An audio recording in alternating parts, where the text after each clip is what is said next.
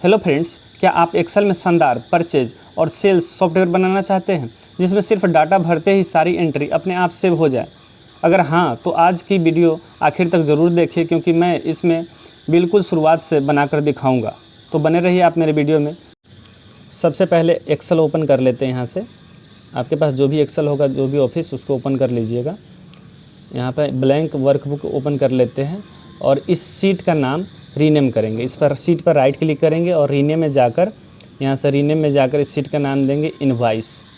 इसका नाम लिख देते हैं इनवॉइस और यहाँ से इतना सेल रेंज को हम सेलेक्ट कर लेते हैं। सेलेक्ट करने के बाद इसको हम यहाँ से मर्ज कर देंगे, मर्ज इन सेंटर, और इसमें हम लिखेंगे अपने कंपनी का नाम, जो भी हमारा कंपनी है। तो यहाँ से हम इसको लिख देते हैं नबी कंप्यूटर एजुकेशन। उसके बाद फिर से इस सेल को हम सेलेक्ट करेंगे, यहाँ से मिडिल लगाएंगे, सेंटर अलाइगन। उसके बाद यहाँ से हम थोड़ा सा साइज इंक्रीज कर देते हैं। यहाँ से हम अपने पसंद से फ़ॉन्ट चुन लेते हैं, ठीक है। उसके बाद इनवॉइस वाले सीट पे राइट क्लिक करेंगे और टैब कलर में जाकर एक कोई भी कलर चुन लेते हैं, टैब कलर, ठीक है। यहाँ से एक टैब कलर ले लेते हैं। उसके बाद अब इन दोनों सेल को सेलेक्ट करके और यहाँ से हम कर देते हैं इसको मर्ज सेंटर। इसमें लिख देते हैं एंट्री टाइप। उसके बाद बगल वाले सेल को सेलेक्ट करके इसका सेल का जो है थोड़ा सा विड्थ बढ़ा देते हैं। यहाँ से कॉलम पकड़ के थोड़ा सा खींच देते हैं राइट साइड में, इसका जो है विड्थ बढ़ जाएगा यहाँ से। उसके बाद डाटा टैब में जाएंगे। उसके बाद डाटा वैलिडेशन में जाएंगे। डाटा वैलिडेशन में यहाँ से लिस्ट सेलेक्ट करेंगे और नीचे वाला में लिखेंगे, नीचे वाला सोर्स में लिखेंगे परचेज। यहाँ पर लिख देना है purchase comma sales. Purchase comma sales लिखकर नीचे ओके बटन है, उस पर आपको क्लिक कर देना है।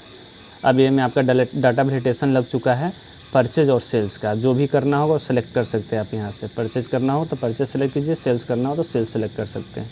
फिर इस सेल को सेलेक्ट करके यहाँ से हम इसको एक फिल कलर दे देते हैं।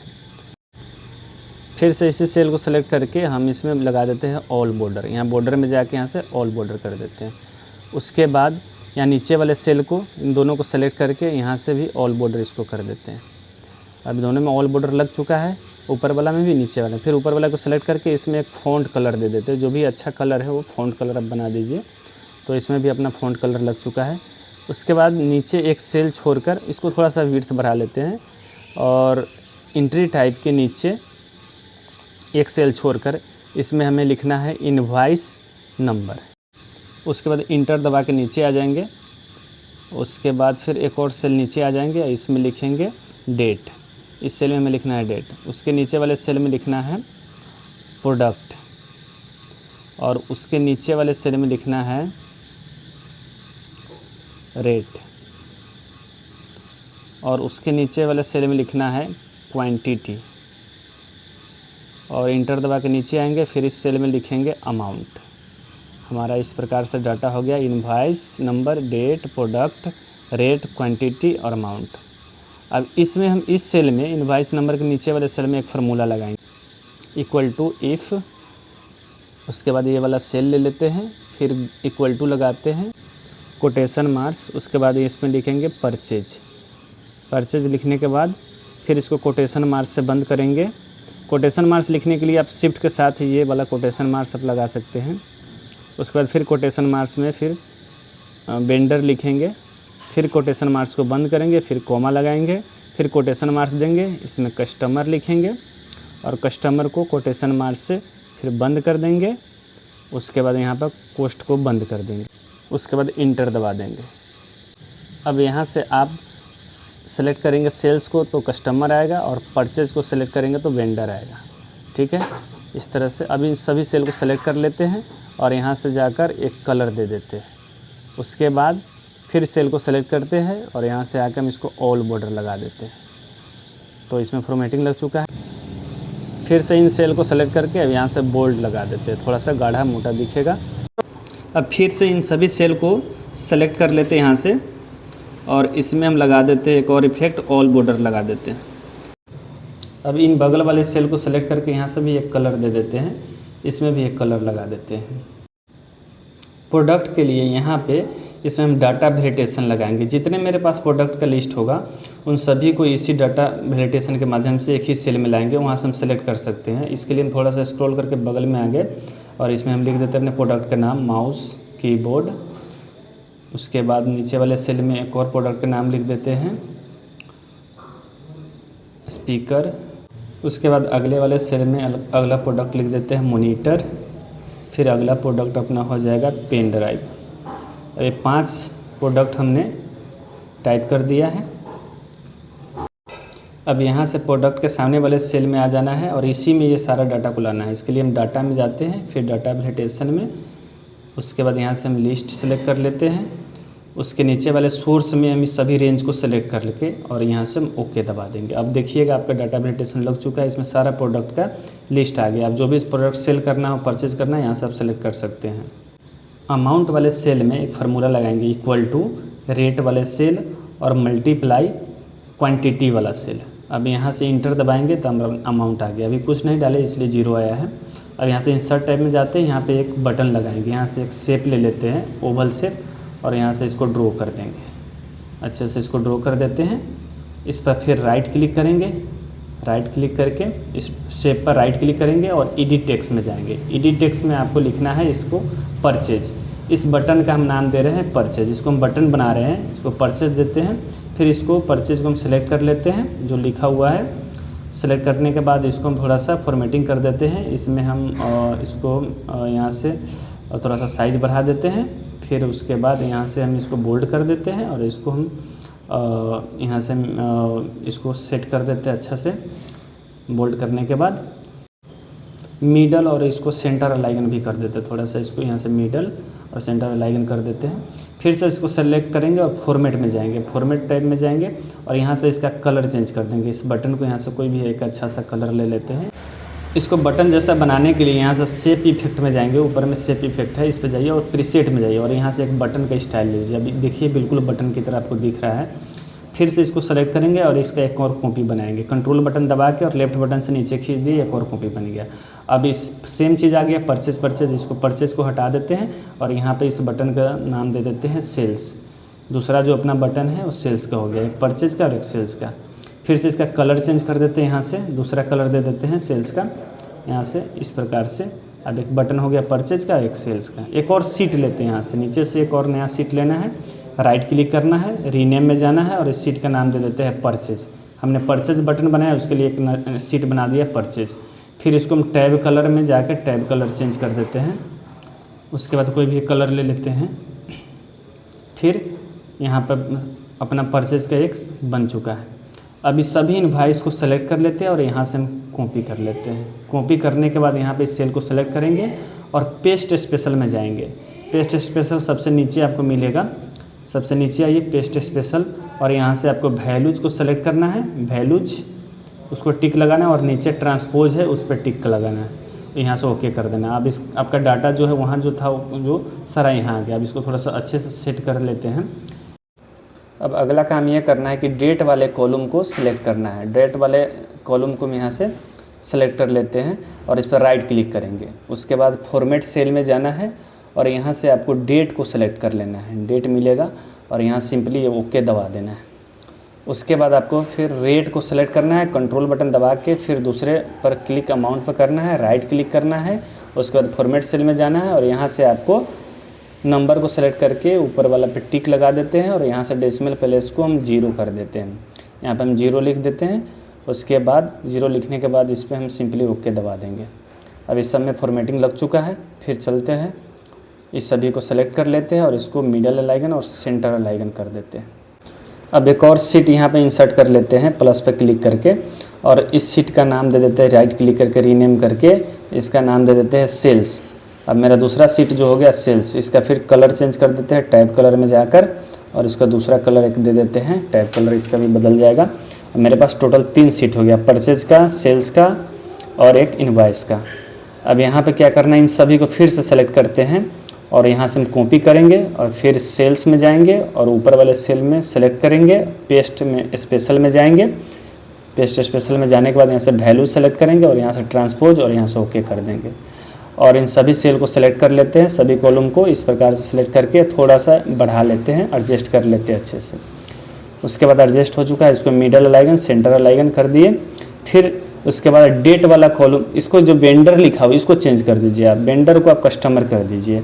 परचेज में वेंडर रहेगा और सेल्स वाला में कस्टमर हो जाएगा, तो इसको हम कस्टमर चेंज कर दिए। और डेट वाला कॉलम को फिर से हम सेलेक्ट करते हैं, राइट क्लिक करते हैं, फॉर्मेट सेल में जाते हैं, उसके बाद यहाँ से डेट को सेलेक्ट करके ओके दबा देते हैं। फिर रेट वाले को सेलेक्ट करते हैं, रेट वाले कॉलम को कंट्रोल बटन दबा के फिर अमाउंट को सेलेक्ट कर लेते हैं लेफ्ट क्लिक करके। फिर फॉर्मेट सेल में जाएंगे और यहाँ से इसको हम नंबर सेलेक्ट करके फिर इसमें टिक लगाकर डेसिमल प्लेस को 0 कर देते हैं और यहाँ से ओके प्रेस कर देते हैं। अब सेल्स वाला सीट का काम हो चुका है, वापस चलते हैं इनवॉइस वाले सीट पे और यहाँ से बाहर क्लिक कर देते हैं।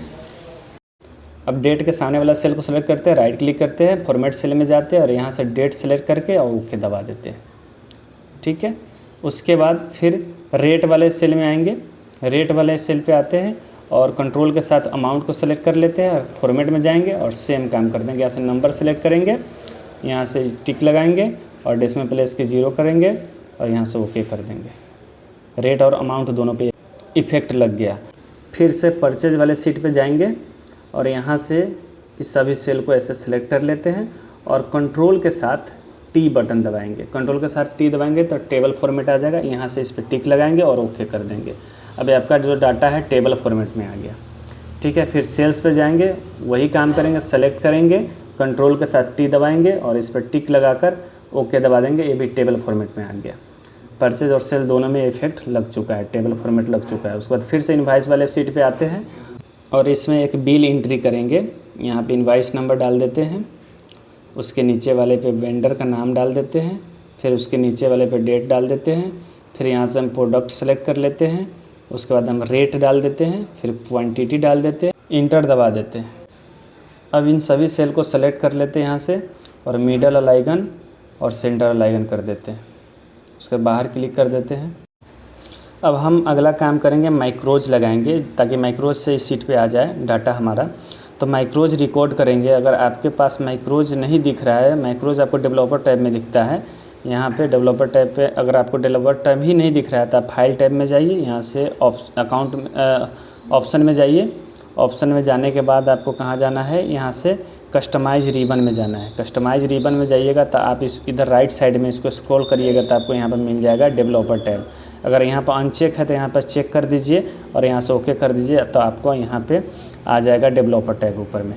तो हम लोग चलते हैं डेवलपर टैब में और यहाँ कोने पे आपको रिकॉर्ड माइक्रोज मिलता है। जैसे इस पर क्लिक कीजिएगा तो माइक्रोज का नाम पूछेगा, तो हमें इस माइक्रोज का नाम देना है परचेज, क्योंकि हमको परचेज वाला में माइक्रोज लगाना है। तो इस माइक्रोज का हम नाम दे दिए परचेज और यहाँ से हम ओके दबा दिए। ओके दबाने के बाद हमारा माइक्रोज स्टार्ट हो चुका है, रिकॉर्डिंग देखिए स्टार्ट हो चुका है। अब हम यहाँ पर जो भी काम करेंगे वो सारा रिकॉर्ड करेगा और वही काम को दोहराता रहेगा। अब यहाँ से इस सेल को सेलेक्ट कर लेते हैं। सेल को सेलेक्ट करने के बाद फिर वापस हम क्या करेंगे, आ जाते हैं पिछले वाले सीट पे। पिछले वाला सीट पे आ गए और यहाँ से होम टैब में जाके इंसर्ट में जाके ये वाले पे क्लिक कर दिए। फिर यहाँ पे आपको ये एक फॉर्मेटिंग मिल रहा है, इस पर क्लिक कीजिए और थर्ड वाले ऑप्शन पे क्लिक कर दीजिए। क्लिक करने के बाद आप फिर वापस आ जाइए इनवॉइस वाले सीट पे और यहाँ से आप क्या कीजिए, इस सभी सेल को सेलेक्ट कर लीजिए और यहाँ से कॉपी कर लीजिए। कॉपी करने के बाद फिर आप क्या कीजिए, परचेज वाले पर जाइए और ये सेल को सेलेक्ट कर लीजिए और यहाँ से आपको क्या करना है, पेस्ट स्पेशल में जाना है। यहाँ से वैल्यूज को सेलेक्ट करना है और उसके बाद यहाँ से ट्रांसपोज को सेलेक्ट करना है और ओके दबा देना है। जैसे ओके करेंगे आपका डाटा यहाँ पे आ जाएगा इस परचेज वाले सीट में। आप देख सकते हैं सीट में हमारा डाटा आ गया। फिर वापस चलते हैं और यहाँ से हम क्या करते हैं, 2001 से लेकर यहाँ तक हम सेलेक्ट करके इसको डिलीट बटन दबा देते हैं। अब हमारा डिलीट हो चुका है। उसके बाद हम डेवलपर में जाएंगे और यहाँ से माइक्रोज को बंद कर देंगे। माइक्रोज का अपना काम हो चुका है, ठीक है। उसके बाद फिर सेल्स वाले सीट पर सेम काम को दोहराएंगे। सेल्स वाले सीट के लिए यहाँ पे, तो इसके लिए सेल्स सीट पर हमारा डाटा चला जाए तो इसके लिए सेल्स के लिए हम एंट्री करने के लिए यहाँ से सेल्स को सेलेक्ट कर लेते हैं और यहाँ पे इनवॉइस नंबर सेल्स का डाल देते हैं। जैसे सेल्स सेलेक्ट करेंगे तो कस्टमर का नाम आ जाएगा यहाँ पर। अब यहाँ पे इनवॉइस नंबर डाल देते हैं, उसके नीचे हम यहाँ पे कस्टमर का नाम डाल देते हैं, उसके नीचे हम डेट डाल देते हैं। फिर अपने पसंद से हम प्रोडक्ट को सेलेक्ट कर लेते हैं। फिर रेट जैसे ही डालेंगे तो अपना रेट आ जाएगा। उसके बाद क्वांटिटी जैसे ही डाल के इंटर करेंगे तो अपना अमाउंट आ जाएगा। अब फिर से सेल्स के लिए रिकॉर्ड माइक्रोज करेंगे। इसके लिए डेवलपर टैब में जाते हैं, रिकॉर्ड माइक्रोज करेंगे और इसका नाम दे देंगे सेल्स। उसके बाद ओके दबा देंगे यहाँ से। अब क्या करना है, यहाँ से सभी सेल्स को यहाँ पे एंट्री करना है, यहाँ पे पेस्ट करना है। तो उसके लिए हम क्या करते हैं, होम में जाते हैं, फिर यहाँ से इंसर्ट में जाते हैं और यहाँ से इस वाले ऑप्शन को क्लिक कर देते हैं।